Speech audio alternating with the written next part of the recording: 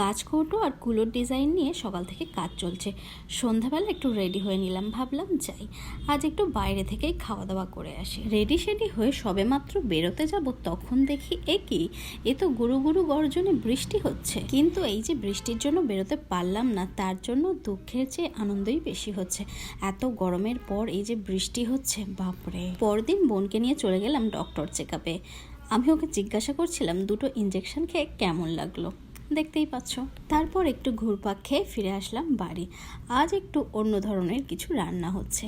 দেখতে বিরিয়ানির মতো হলেও বিরিয়ানি কিন্তু নয়। এদিকে রান্না হচ্ছে আর এদিকে হঠাৎ করে চলে গেল ইলেকট্রিক। অল্প বিস্তর ঝড় বৃষ্টি হচ্ছে, ইলেকট্রিকও চলে এসছে আর রান্না প্রায় হয়ে এসেছে।